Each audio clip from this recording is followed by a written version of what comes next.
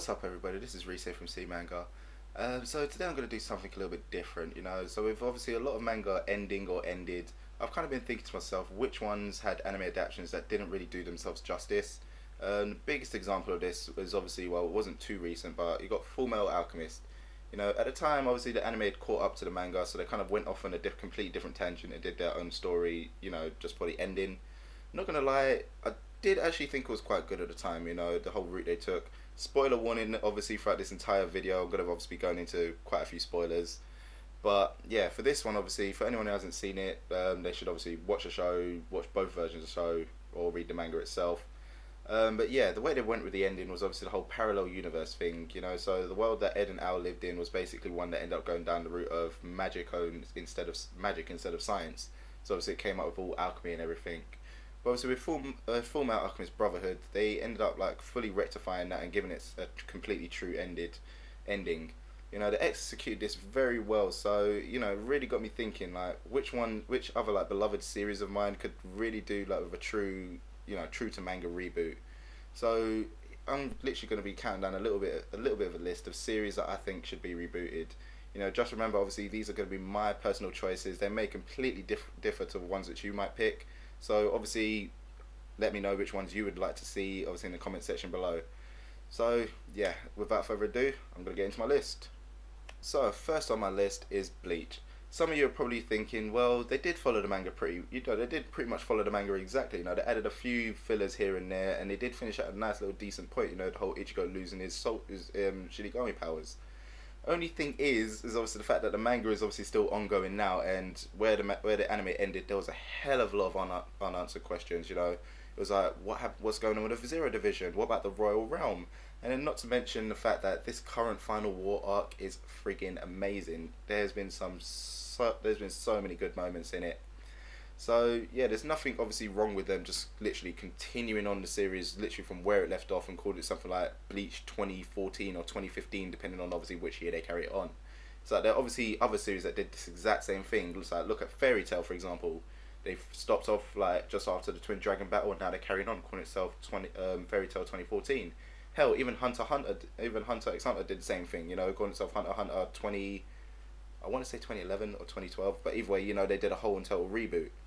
So yeah, I just really want to see this series return. It's like, it just really will help with something hard to follow battles. Once they're animated, it'll be so much easier to see what the hell is actually going on. That, and I literally just want to see Yamato's Zanka no Touch. It's like, oh my god, his Bankai was just so friggin' badass, and it's just such a shame that no one who kind of like stays true to anime form and just only watches anime will ever get to see it. So next on my list is Rave Master, Hiro Mishima's previous work, before Fairy Tail. So obviously I review Fairy Tail on the channel, and sometimes I do give it a lot of stick, mainly for like how every battle is won through the power of friendship and yada yada yada. But it's not like I don't like the series. I mean, I have been obviously reading it from day one, from where Lucy, she was there looking for Salamander, found the fake dude, then Natsu ends up breaking on scene in comical fashion. It's like, oh my god, this guy's sick, he kicked some ass. But I have to admit, to me, Rave Master, it actually did feel like a much better piece. So sure, obviously characters, they pretty much look the same, but I swear, and I prefer Haru Glory any day to Natsu Dragneel. So I would love for them to like literally revive this series and just like, return and finish it just like how it actually intended to be. But because the way it ended, like things were literally just left completely open. There were 3 raves left to go find. It would just be nice for it to have a fully proper ending. Even though I literally do, this is probably one of the ones which I doubt will ever see the light of day, literally just because Fairy Tail's going on. But it'll be really nice to like just literally let fans see a more, well, in my opinion, satisfying work than what Fairy Tail is. It's just be so good to see, and plus let fans see a decent story that Hiro actually wrote back in the day. Alright, next up is Shaman King. I love Shaman King, from his English dub opening, which most of people probably be like, what the hell is English dub? It's like, it's not proper, but still, it was just so catchy. Obviously to end up reading it to literally the very end, only for the whole manga to kind of finish prematurely to a point, and then they end up having to pick it back up to actually do a proper finish. It's like, hello, how does it end? You know what I mean? But then again, the fact that they did actually pick up and fully finish it just goes to show that there was a fan base for it. So now this is one that I would really love to have a full anime reboot, just because they did kind of catch up and then they did kind of like just they caught up from what about the second round in the tournament, that point there, and they just pretty much went with exactly what they had. You know, they had they ended up like going through the whole giant oversoul thing, and then they just ran with that. So they ended up going to the whole giant oversouls, then learning to condense them into smaller, more powerful forms of a giant oversoul. It's like it wasn't bad, but the way the manga ended up going is so different. It's like they were two completely different stories. So I mean, the manga ended up going into things like death. So when the Shinigami gets killed, if they're revived thanks to someone else who can actually revive people, then they'd come back even stronger than before. I mean, what's his name? Choco Love. He died, ended up coming back with friggin' Almec, that crazy new spirit, and ended up becoming the most powerful guy out of all of them. Probably butchered names right there, but forgive me, you know, I read it a while ago. So yeah, that was one thing, and then you had the whole armored oversoul thing. That was really really cool aspect. And spoiler warning, just gonna say it now. There was a whole fact that the whole main team in the end ended up defeat Hal, who ended up becoming the Shaman King. They had to get the 5 elemental spirits. You know, stuff like that. It was just so epic, and it's just really sad that we'll never get to see the light of day again. You know, it's just so sad. It's just rotting away. Alright, next up is a series that is one of my personal favourites, Strongest Disciple Kenichi. It's like this series here, it obviously didn't finish that long ago, but you know, obviously if you want to check it out, you can see the reviews that I've done on the channel. So to be honest, I never really did watch the anime that much. I watched only a few episodes in that, but it was really good. Obviously it ended up finishing at the point just where Kenichi ended up defeating Odin and Ragnarok. But what was really frustrating about this was the fact that they did end up hinting afterwards, you know, that there's so much more to come. The looming darkness is approaching, which is obviously them talking about the One Shadow Nine Fist.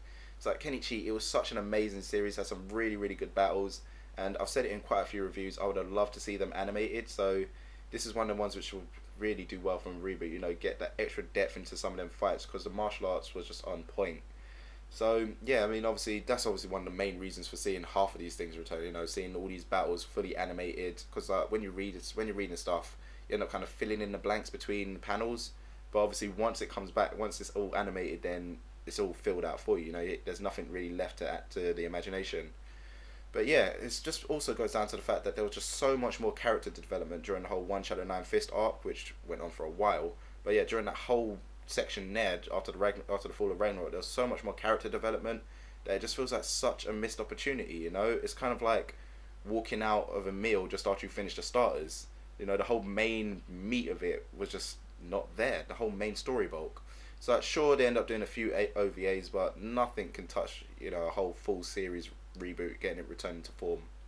Next on my list is Soul Eater. I loved waiting for its release every month, and it being a monthly release obviously meant that the anime caught up pretty quickly. I believe it caught up around the Arachne arc, and then they just basically did the final battle right there with Kishin, you know, before they could obviously take her out.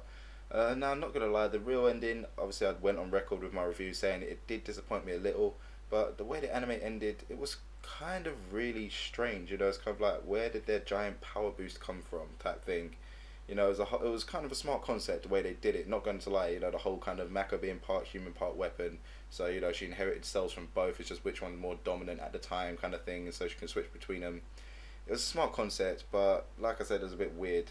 But obviously, you know, the material that they ended up missing from the manga, now it's all finished, it was kind of really good, the battles that happened. You know, they got the whole kid connecting his final 3 lines, becoming a new Shinigami, the whole battle on the moon, aligning with the witches, all stuff like that. It's one of those things that, well, now that the manga's finished, seriously go back and just literally clear up every confusion that he made, kind of thing, you know, because obviously you've got people out there probably thinking, oh, this is completely different, but it ended like this.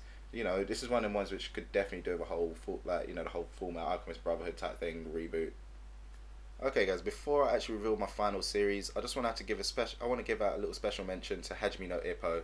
So I know there is so much love out there for this series. It's like, heck, this series is literally nearly as old as me. That says something, you know. But yeah, this series here, it really does hold a special place in, like, to all of us here at C Manga. It's one of the ones we just love so much, and for it to get fully revived into a full series, or just, you know, even if they redo it, just like re-bring out a new series each year, that'll just make everyone so happy. So obviously the last series was like, the last two series they brought out was a little kind of 25, 26 episode shorts, and then they just carried it on. But each time there, they ranged literally about, I'd say about 100 chapters. That's how many they did. So where it ended at the point of Hajime no Ippo Rising, I think they were at about chapter 500 and something. and right now it's at what 1079 or 1080. So yeah, they've got like literally another 580 chapters worth of material. So it's one of the things, either give us a yearly series or just keep the thing going on, like make it an ongoing series, a whole weekly series. That would be nice. You know, there's obviously a fan base out there for it. It's like, heck, a petition was signed just to get Rising made. So it's just one of them things. Like, just make the bloody thing. And another thing, speaking of that, seriously, what is with publishers? It's like, I would love to be able to buy those all 100 and something of them volumes. You know, it's like, take my money right now. But there's no publishers over here in the UK, so that just makes me really, really sad. Alright, so on to my final choice, which would have to be Hitman Reborn. I love this series. Like, hell, I even cosplayed once as Suna. So yeah, the anime where it ended just after the future arc, it was a nice kind of ending there. You know, sure it did feel quite natural, but then after that they went into so much. They went into such a few more bits that it was just like, yeah, this stuff was awesome. It's kind of like, it felt like, okay, now that the anime's ended, they can literally start going into some more deeper, hard hitting stuff. So you had the whole Rainbow Curse tournament. That was amazing. So yeah, it would just be one of the things. I would love for them to revive this series, cut out quite a lot of fillers. Like, I know there wasn't that much, but still, if they could either revive it or just literally continue it on to the end, do a whole little kind of 2014, 2015 type thing. So yeah, it's one of the things I'd just love to see return. Basically, do exactly like what they did with Hunter x Hunter. I'd just love to see like Enma and his family return. So that's to see him like rip up the place, take out the Vongola gang, make them end up having to get their Vongola gears. See the whole rainbow battled and see Suna go just ham on everyone. Those battles there were some of the most epic spectacles you'd see, you know, because obviously everyone's kind of getting into their own thing. You know, they've all got their specialized actual Vongola gears, so everything's all suited to them. They haven't got to like worry about what the people of the past did. It's literally just them. So yeah, it was just a really, really good series, and I would just love to see it go to the end. So there's nothing that I hate more than just seeing that series end prematurely, you know, when there's just so much more of their source material out there. And there you have it, guys. That right there is my little list of anime reboots. Like I said before, these are obviously my personal choices, and some of yours probably weren't on there. So heck, if you like them, give it a little, you know, please don't hesitate to give the video a thumbs up. And also, I open the question out to you. Which series would you like to see get the whole little 2015, 2014 makeover? So sound off obviously in the comment section below. And as always, thanks for watching.